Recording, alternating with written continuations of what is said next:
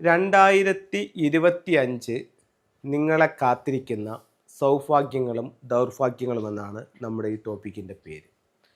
എന്തുകൊണ്ട് ഈ ടോപ്പിക്ക് അല്ലെങ്കിൽ എന്തുകൊണ്ട് ഈ പേരിട്ടു എന്ന് ചോദിച്ചാൽ, 9 നമ്പറുകൾ വീടിൻ്റെ 8 ദിക്കിലും ബ്രഹ്മസ്ഥാനത്തുമായിട്ട് എല്ലാ വർഷവും ഉണ്ട്. അത് എല്ലാ പുതുവർഷത്തിലും അത് ചേഞ്ച് ആകും. അപ്പോൾ ഉദാഹരണത്തിന് ഈസ്റ്റിലൊരു നക്ഷത്രം നിലവിലുണ്ട്, അത് മാറി മറ്റൊരു നക്ഷത്രം വരും. അങ്ങനെ എല്ലാ ദിക്കിലും വരും. അപ്പോൾ ഇത് നക്ഷത്രങ്ങൾ മാറുന്നു, പക്ഷേ നമ്മുടെ വാതിലോ നമ്മുടെ ബെഡ്റൂമോ മാറുന്നില്ല. പക്ഷേ ഈ നക്ഷത്രങ്ങളുടെ മാറ്റം നമ്മുടെ ജീവിതത്തെ പ്രകടമായി ബാധിക്കും. അത് പലർക്കും പല രീതിയിലായിരിക്കും. ചിലർക്ക് വളരെ നല്ല രീതിയിൽ അത് അവരുടെ ലൈഫ് മുന്നോട്ട് കൊണ്ടുപോകും. ചിലരെ ഒറ്റയടിക്ക് എടുത്ത് താഴേക്ക് കൊണ്ടുപോകാനോ അല്ലെങ്കിൽ എടുത്ത് കമത്തിക്കളയാനോ ഒക്കെ ഈ നക്ഷത്രത്തിന് സാധിക്കും. അത്രയും പവർഫുള്ളാണ് ഈ നക്ഷത്രത്തിൻ്റെ സ്വാധീനം. അത് പലരും ഇതിനെ തിരിച്ചറിയുന്നില്ല. ചിലർ പറയും, ഞാൻ കഴിഞ്ഞ ഒരു വർഷം കൊണ്ട് ഇനി അനുഭവിക്കാനായിട്ട് യാതൊന്നുമില്ല, സകലതും നഷ്ടത്തിലേക്ക് പോയെന്ന് പറയും. ചിലർ പറയും, കഴിഞ്ഞ വർഷം എനിക്ക് ജോലിയിൽ പ്രൊമോഷൻ ഉണ്ടായി, എൻ്റെ മകളുടെ വിവാഹം നടന്നു, അങ്ങനെ ഒരുപാട് നേട്ടങ്ങളുണ്ടായെന്ന് പറയും.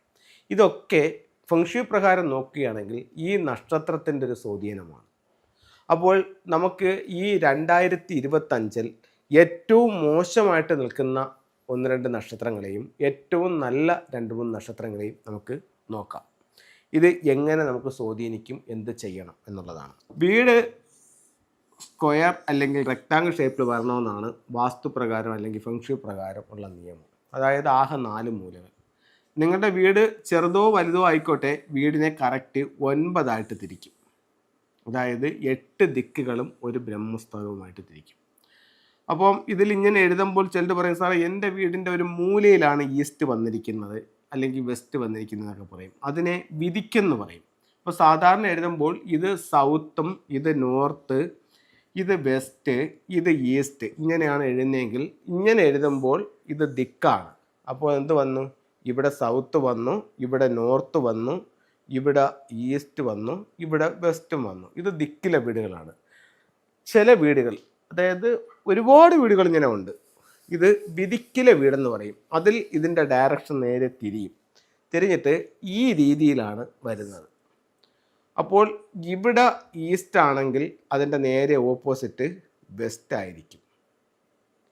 ഇവിടെ സൗത്ത് ആണെങ്കിൽ അതിൻ്റെ നേരെ ഓപ്പോസിറ്റ് നോർത്ത് ആയിരിക്കും. ഇതിനെ വിധിക്കിലെ വീടുകൾ എന്ന് പറയും.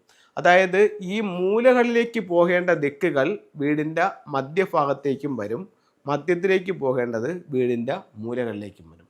അപ്പോൾ അങ്ങനെയാണെങ്കിൽ ഈ വീടിനെ സംബന്ധിച്ചിടത്തോളം ഇത് ഏതിൻ്റെ ഭാഗമാണ്? തെക്ക് പടിഞ്ഞാറ്. ഇതോ തെക്ക് കിഴക്ക്. ഇതോ വടക്ക് കിഴക്ക്. ഇതോ വടക്ക് പടിഞ്ഞാറ്.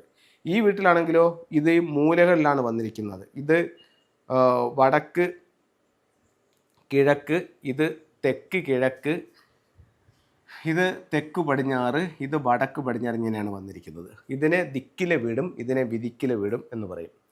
ഇപ്പോൾ ഇത് ദിക്കിൽ എങ്ങനെ വന്നിരുന്നാലും ഈ ദിക്കുകളിലാണ് ഞാൻ പറയുന്നത്. ഈ ഒരു ക്രമത്തിൽ വരണമെന്നില്ല, അതായത് മൂലകളിൽ ഇത് വരണമെന്നില്ല.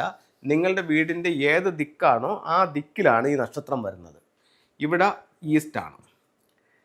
അപ്പോൾ 2025 സംബന്ധിച്ചിടത്തോളം ഈ ദിക്ക് നമുക്ക് സമ്പത്തിൻ്റെ ഡയറക്ഷനാണ്. അപ്പോൾ ഈ ദിക്ക് നമുക്ക് ഒരുപാട് സാമ്പത്തിക അഭിവൃദ്ധികൾ തരും.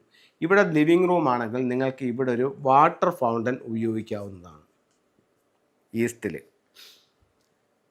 സൗത്ത് ഈസ്റ്റിലാണ് നിങ്ങളുടെ എൻട്രൻസ് എന്നുണ്ടെങ്കിൽ ഇത് നിങ്ങൾക്ക് ഈ വർഷം തൊഴിൽപരമായിട്ട് ഒരുപാട് നേട്ടങ്ങൾ തരുന്ന ഇതാണ്. അതേസമയം വടക്ക് കിഴക്ക് ഭാഗത്താണ് നിങ്ങളുടെ എൻട്രൻസ് എന്നുണ്ടെങ്കിൽ ഈ വർഷം മുഴുവൻ നഷ്ടസാധ്യതകളുള്ള ഒരു വർഷമായിരിക്കും. അതേസമയം ഇവിടെയാണ് വടക്ക് വശത്താണ് നിങ്ങളുടെ വാതിലെന്നുണ്ടെങ്കിൽ ഇത് നിങ്ങളെ കടബാധ്യതയിലേക്ക് കൊണ്ടുപോകാനുള്ള സാധ്യതയുണ്ട്. വടക്ക് പടിഞ്ഞാറാണ് നിങ്ങളുടെ വാതിലെന്നുണ്ടെങ്കിൽ ഈ വർഷം വഴക്കുകൾക്ക് ഒരു കുറവും ഉണ്ടാവില്ല. പടിഞ്ഞാറ് ദിക്കിലുള്ളൊരു വീടിനെ സംബന്ധിച്ചിടത്തോളം പറയുകയാണെന്നുണ്ടെങ്കിൽ ഈ വർഷം കുട്ടികളുടെ വിദ്യാഭ്യാസത്തിൽ നല്ല നേട്ടങ്ങളുണ്ടാവും. വിദ്യാഭ്യാസത്തിൽ നേട്ടങ്ങളുണ്ടാവും. ഇനി തെക്ക് പടിഞ്ഞാറ് നമ്മുടെ വാസ്തുപ്രകാരം സാധാരണ പ്രധാന വാതിൽ കൊടുക്കാറില്ല. ഇനി നിങ്ങളുടെ വീടിൻ്റെ വാതിൽ തെക്ക് പടിഞ്ഞാറാണെങ്കിൽ ഈ വർഷം നിങ്ങൾക്ക് നല്ലതാണ്, സാമ്പത്തികമായിട്ട് വളർച്ചയൊക്കെ ഉള്ളതാണ്. അങ്ങനെ ഓരോ ദിക്കുകളും ഓരോ സൗഭാഗ്യങ്ങളെ കൊണ്ടുവന്ന് തരും. അപ്പോൾ ഇതാണ് ഈ ഒരു വർഷം നിങ്ങൾക്ക് വരാനുള്ള കാര്യങ്ങൾ. അത് ഓരോ ദിക്കിനെയും ബേസ് ചെയ്തിട്ടാണ് ഞാനിവിടെ എഴുതിയിരിക്കുന്നത്. അപ്പോൾ ഇതിൽ ഏറ്റവും നല്ല ദിക്കുകൾ ഏതൊക്കെയാണ്? കിഴക്ക് കൊള്ളാം, തെക്ക് കിഴക്ക് കൊള്ളാം, തെക്ക് പടിഞ്ഞാറ് കൊള്ളാം. പടിഞ്ഞാറും കുഴപ്പമില്ല. അതേസമയം വടക്ക് കിഴക്കിലോ വടക്ക് പടിഞ്ഞാറിലോ ആണ് നിങ്ങളുടെ വാതിലെങ്കിൽ ഈ വർഷം ഒരുപാട് ബുദ്ധിമുട്ടുകൾക്കുള്ള സാധ്യതകളുണ്ട്. അപ്പം ഇതിനെ കാലയെ കൂട്ടി മനസ്സിലാക്കി മറ്റുള്ള നേരത്തുള്ള പ്രോഗ്രാംസിൽ ഇതിൻ്റെ പരിഹാരങ്ങൾ പറഞ്ഞിട്ടുണ്ട്. അതൊക്കെ നിങ്ങൾക്കൊന്ന് ചെയ്യാം. ഒന്ന് രണ്ടെണ്ണം ഞാൻ പറയാം. വടക്ക് കിഴക്കാണ് മെയിൻ ഡോറെങ്കിൽ അവിടെ ഒരു 6 റോഡ് വിഞ്ചയം സ്ഥാപിക്കുക. കിഴക്കാണ് മെയിൻ ഡോറെങ്കിൽ അവിടെ ഒരു വാട്ടർ ഫൗണ്ടൻ ഉപയോഗിക്കുക. തെക്ക് കിഴക്കാണ് മെയിൻ ഡോറെങ്കിൽ ഇവിടെ ഡ്രാഗൺ തട്ടലും റൂയിയും വയ്ക്കുക. നോർത്തിലാണ് മെയിൻ ഡോറെങ്കിൽ ഇവിടെ ഒരു 4 സ്ക്വയർ ഫീറ്റിൻ്റെ ബ്ലൂ മാറ്റ് എടുക്കുക. നോർത്ത് വെസ്റ്റിലാണ് മെയിൻ ഡോറെങ്കിൽ ഇവിടെ 4 സ്ക്വയർ ഫീറ്റിൻ്റെ ഒരു റെഡ് മാറ്റ് എടുക്കുക. വെസ്റ്റിലാണ് മെയിൻ ഡോറെങ്കിൽ ഇവിടെ 4 സ്ക്വയർ ഫീറ്റിൻ്റെ ഒരു ബ്ലൂ മാറ്റ് എടുക്കുക. സൗത്ത് വെസ്റ്റിലാണ് മെയിൻ ഡോറെങ്കിൽ ഇവിടെ 4 സ്ക്വയർ ഫീറ്റിൻ്റെ ഒരു റെഡ് മാറ്റ് എടുക്കുക. ഇനി ചില വീടുകളെ സംബന്ധിച്ചിടത്തോളം ഇത് ആനുവൽ സ്റ്റാർ ആണ് പറയുന്നത്. ഇതിൻ്റെ ഫ്ലൈയിങ് സ്റ്റാർ ഉണ്ട്. അതായത് ഇത് ഈ വർഷത്തിൽ വന്നിരിക്കുന്ന സ്റ്റാറാണ്. അതേസമയം നിങ്ങളുടെ വീട് വെച്ചപ്പം മുതൽ വീട്ടിൻ്റെ ഓരോ ദിക്കിലും 2 നക്ഷത്രങ്ങൾ വന്നിട്ടുണ്ട്. ആ നക്ഷത്രങ്ങൾ വെച്ചിട്ട് ഇതിന് ചെറിയ വേരിയേഷൻ ഉണ്ടാവാനുള്ള സാധ്യതയുണ്ട്. അത് ഓരോ വീടിൻ്റെയും എന്താണെന്നുള്ളത് അവിടെ വന്ന് കൺസൾട്ട് ചെയ്തതിന് ശേഷം മാത്രമേ നമുക്കിത് പറയാൻ പറ്റൂ. അപ്പോൾ ചില വീടുകൾക്ക് ഞാനിപ്പം കൺസൾട്ട് ചെയ്തിട്ടുള്ള ഒരുപാട് വീടുകളുണ്ട്. അപ്പോൾ അവർക്ക് ഞാനിപ്പോൾ പറയുന്നു പിന്നെ നോർത്ത് വെസ്റ്റ് നിങ്ങളുടെ എൻട്രൻസ് ആണ്, ഇവിടെ റെഡ് മാറ്റ് ഇടാൻ പാടില്ല എങ്കിൽ നിങ്ങൾ ഉറപ്പായിട്ട് ഈ വർഷം അവിടെ റെഡ് മാറ്റ് ഇടാൻ പാടില്ല. കാരണം എന്ന് പറഞ്ഞു കഴിഞ്ഞാൽ അവിടെ നിൽക്കുന്ന ഫ്ലൈയിങ് സ്റ്റാർ നമ്പരും ഈ ആനുവൽ സ്റ്റാർ നമ്പരും കൂടെ വെച്ചിട്ടാണ് ഞാൻ ഈ കണക്ക് പറഞ്ഞത്.